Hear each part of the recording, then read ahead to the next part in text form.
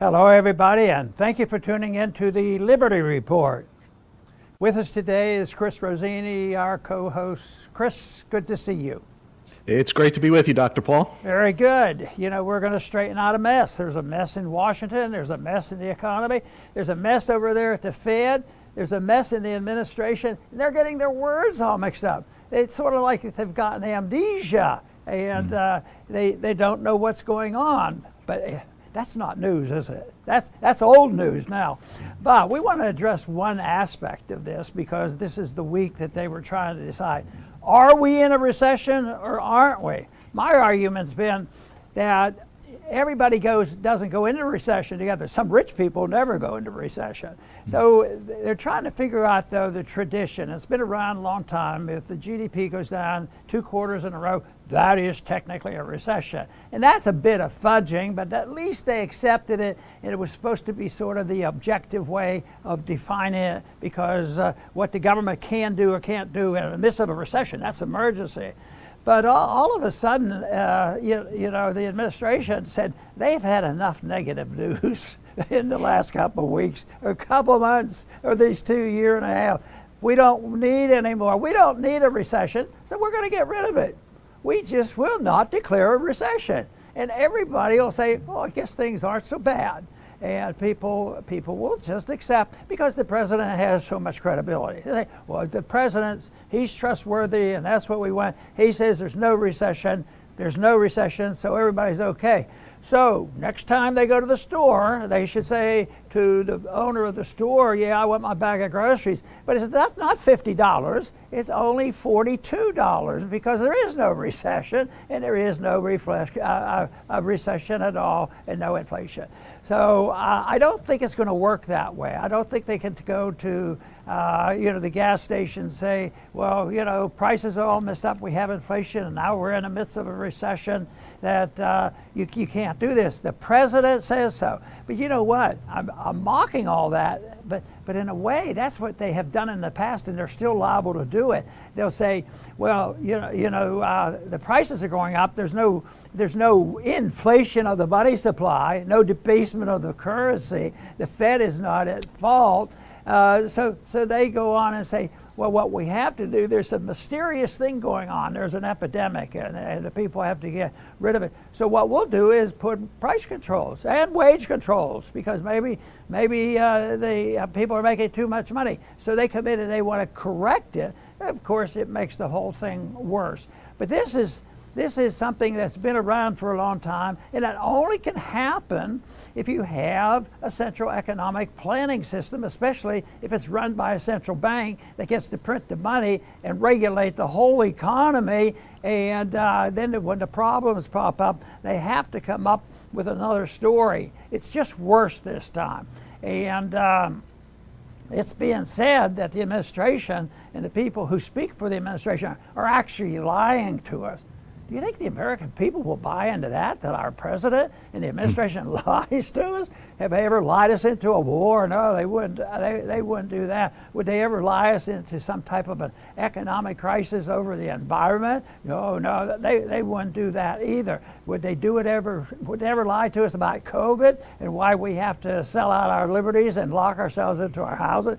No, they can't do that. So why should they believe them? It's so silly. It's sort of so sad too.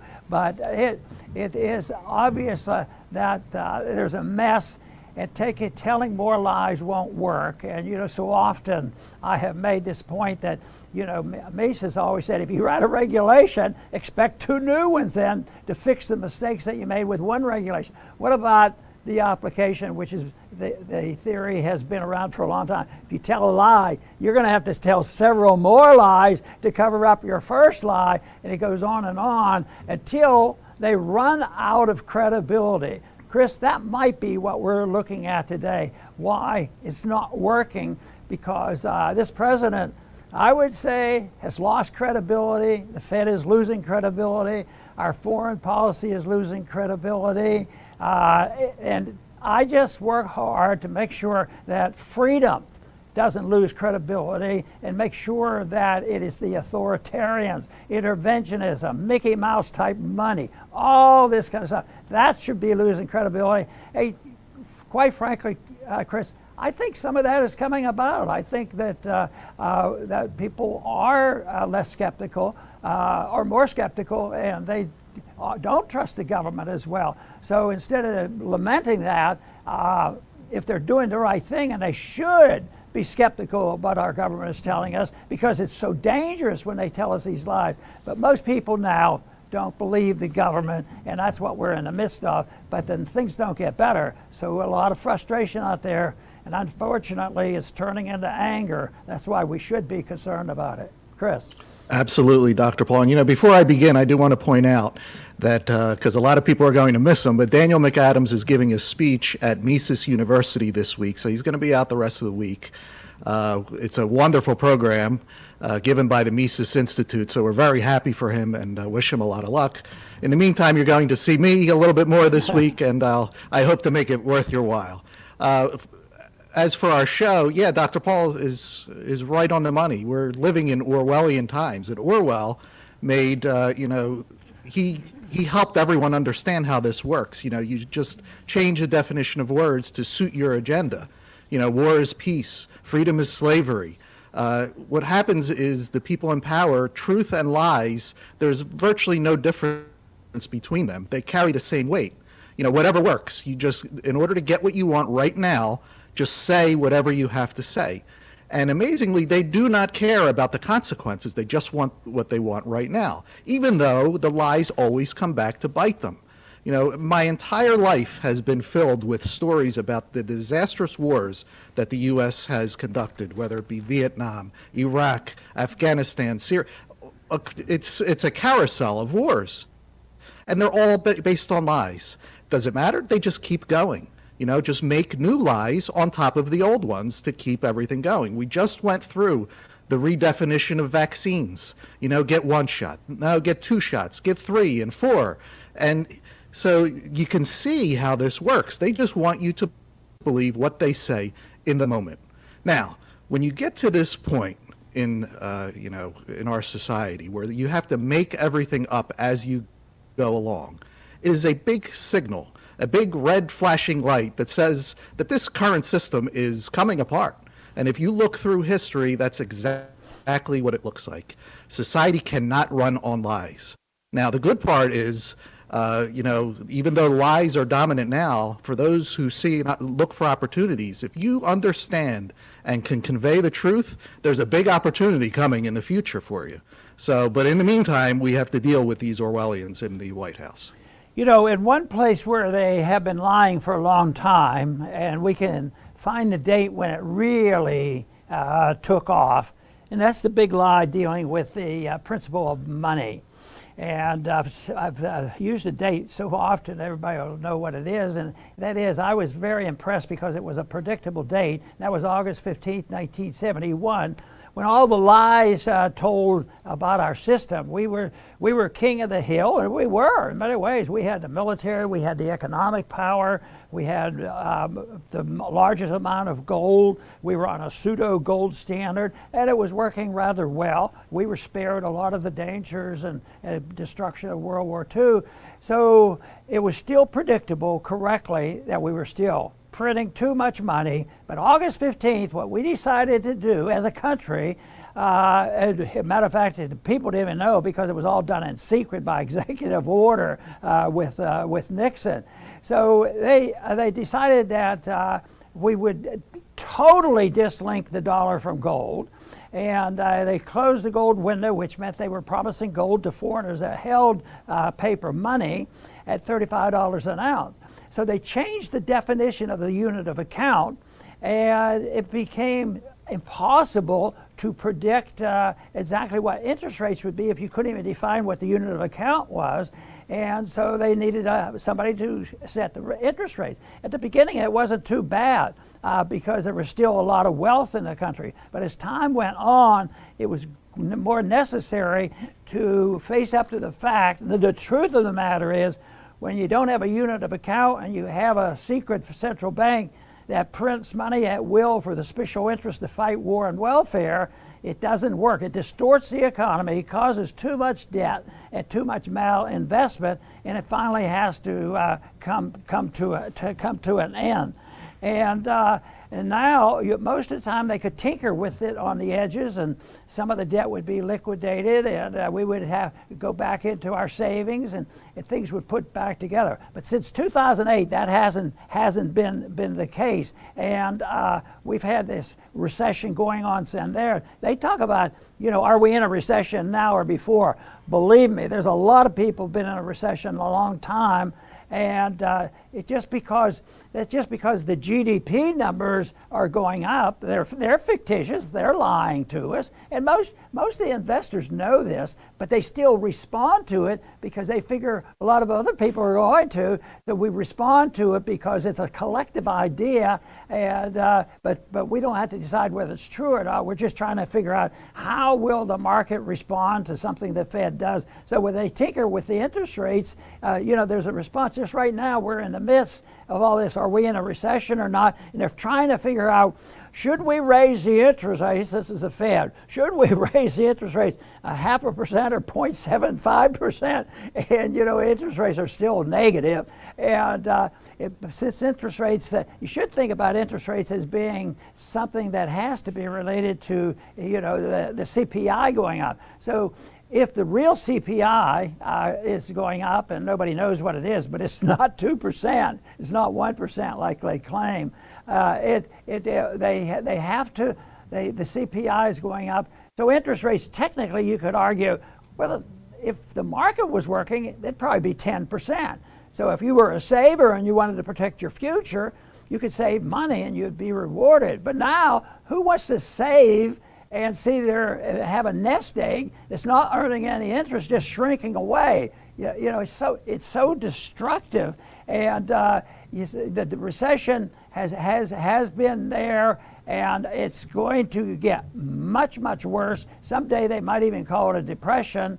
And this to me is a real tragedy, and it's not complex. It's just a matter of defining the unit of account. They're trying to define what a recession is, and believe me, they don't want the truth there, so they have to lie to it. But what we need now is honesty applied to the unit of account, and say, the unit of account is nothing. We don't know what it is, and what we need is a unit of account, which founders knew about this, and they knew about it when they had to restore the gold standard after the Civil War period, and the chaos that exists. So this is something that's not complicated, but right now, this explosion. Yes, we're in a recession. We've been in a recession. It could be, for many people, a depression. And right now, the real wealth is shrinking. But can you tell the truth if you're the president?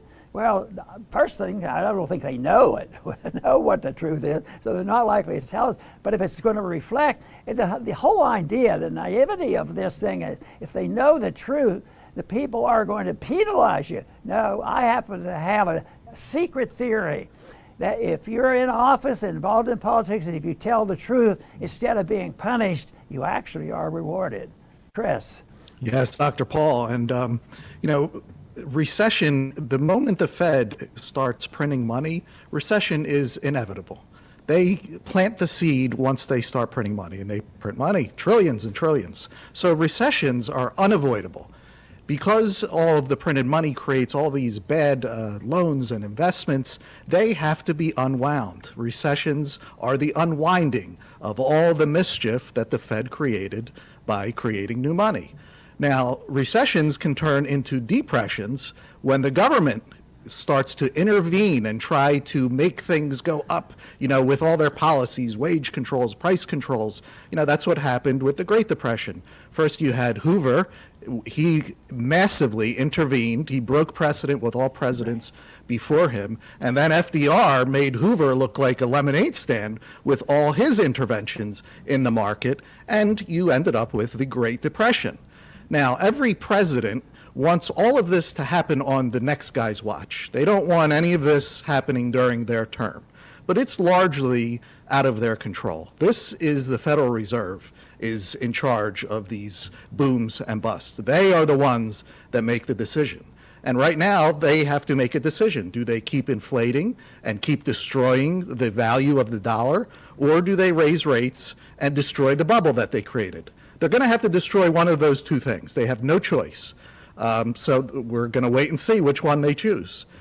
We constantly make the case of the Fed, and Dr. Paul since 1976, that no one should ever have this type of power, to control the monetary system in such a way with manipulating rates and counterfeiting money. But, unfortunately, we have this situation, and everyone, including all of us, are going to have to learn this lesson the hard way. Well, on your first step, Chris, I paid close attention to it because you made the point that they don't express shame. They do this. This is true on everything the government does. If they get us into war, and the war goes badly, and we went to war illegally. It was immoral. It was not proper. It wasn't declared. We didn't have the money for it. All the things that couldn't justify a just war. But a lot of people die. A lot of Americans have died since World War II, since that was the last time we declared a war, and a lot of suffering have occurred. And not only the Americans have suffered, but the people who were unfairly hit and attacked. When you think of the NATO war that's going on in Ukraine, think of all the innocent people over there that are suffering, plus a lot of other people. It's just as astounding. But it is true, there's no shame. Now, some people sort of know what's going on, and they can just brush it over and say, well, that's the price you have to pay and all. But so others are just brainwashed into believing this is a very proper thing. But the shame business, I think, is very important, because if you're seeking truth, and you do something really stupid or really evil, and a lot of people die, if you have an iota of a desire to seek truth, there should be a little bit of shame shown and a recourse from that, and say, maybe I made a mistake. I shouldn't have done that, and we should change our ways. That doesn't happen very often, and so they don't show the shame. But that becomes a philosophy in itself, and that's what I think is running this country behind the scenes, and that is the people who are the cultural Marxists. A lot of clout. They're in a lot of places. They're running the show in many places, even the Federal Reserve, even though I think they're a minority group of people. But they have a firm belief that you can't know the truth. Nobody knows the truth, so they don't even seek it. And there's a lot of people still in this country and throughout the world think that is one of the prime reasons the human race exists, is to seek truth and knowledge and seek excellence and find out what makes things tick, but always seeking the truth. But that's not the case with the nihilists. And the nihilists are very, very prevalent in very important places because they don't have shame. Maybe they would change their mind if that happened, but it's up to the people who understand the difference between, whether it's a recession or the gold standard, whatever, or how you go to war. It's up to the people who know and understand what it would be like to seek for truth. That doesn't mean that every individual has a monopoly and a complete control of the truth. No, it's an ongoing process of always seeking the truth of the matter and what's true about under the circumstances, the economic circumstances.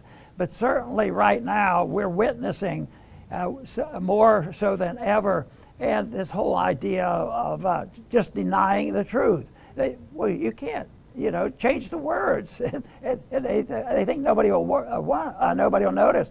But Chris, you mentioned the people will wake up, and they're starting to wake up, and that's really good news. So I would say it's very worthwhile for us to participate in doing our best to understand the truth and encourage others to do the same thing.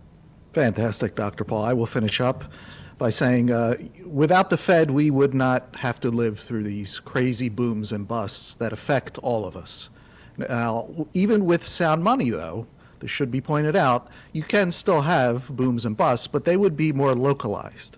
For example, if a natural disaster occurs somewhere and there's a mass migration of people into a new area, you're going to have a real estate boom there, okay? But that does not affect everyone everywhere. But because of the Fed controlling the money, which is a part of every single transaction everywhere, we all have to play this boom-bust game, whether we like it or not. And unless you know how this game is played, you're going to lose eventually, whether it be your house, your investment portfolio. If you don't understand how this works with the Fed, you're the target. Now, as Dr. Paul pointed out in the beginning, there are plenty of people who do understand. They'll make money on the way up, they'll make money on the way down, and everything is fine for them. Unfortunately, most people do not understand. They have no idea what is happening to them, and they end up suffering tremendous pain that is really not their fault. And there's only one way to get out of this. People that watch this show know exactly what that is, and it's what Dr. Paul has been preaching for many decades. First, audit the Fed, and then once you audit them, you will come to only one conclusion. We have to end the Fed. There you go. I like that suggestion. So, one time I was having an interview with Alan Greenspan. Most people know about him being, a gold standard person until they ask him to run the Fed. All of a sudden, he said that his beliefs have been modified. So I got to ask him the question about that, and it postulated, if we had that not having the gold standard, erases some of these benefits to seek the truth about economics, what the interest rate should be, for instance. You could find a real interest rate. And he was, he was nonchalant, very polite. He says, yes, that's true. The gold standard did all this and all. I said, well, why aren't we doing it now? He says that the people in central planning at the Federal Reserve have learned how to use a fiat currency and make it work like a gold standard. And I thought, wow, that is so far removed from reality that they're going to manipulate, because it does exactly the opposite. Instead of getting real interest rates, you get nothing. Getting some brakes put on spending. No, it increases everything, and it turns into a taxing machine, because that's the way they monetize a debt. So everything that we talk about involves deceit by our government, and that's been around, I'm sure, for a long time. And the more moral and a society is, the better. And our founders recognize this and say, you're going to have a free society, and you're going to have a republic. But they were a little bit leery about it. But if you don't have a moral people and a religious people, they say it will be impossible, it will not last. So I think we're at this point where we have a financial bankruptcy and a moral bankruptcy in this country. So if that doesn't change, which is basically a little bit above just studying, charged to decide whether or not, are we in a recession or aren't we? How are we going to lie our way out of this one? It's so far removed. But in all the areas, I think that we have to be cautious about what our government tells us, because in economic policy, which we're talking about today, all the statistics, they're fudged. CPI, that's not it's not a good measurement, but they're not legitimate. They just change it, and now they want to change the definition of recession as if that's going to make a difference. But then there's also the medical propaganda. Look at what happened under COVID. The cultural Marxists wanted control and power and chaos, and they got it by taking over and saying, well, it was right out in front. The good scientists were arguing the case that natural immunity has not been canceled, and they lost their jobs over that. So that is the real tragedy. But what about the probably this could be the biggest tragedy, and that is lying us into war. And all these things represent a warring type of atmosphere, because if you're not if you're not aware of the danger of global warming and climate control, you'll be charged with treason. So we have a war against you. You're warring against us. You're murderers. And that's the kind of language we have. So we're a long way off from people accepting the idea that in spite of maybe the apparent immediate consequence of telling the truth, is something that people would have to wake up and say, not doing that is much more serious, much more dangerous, and one of the major reasons we're suffering as we are today. I want to thank everybody for tuning in today to the Liberty Report. Please come back soon.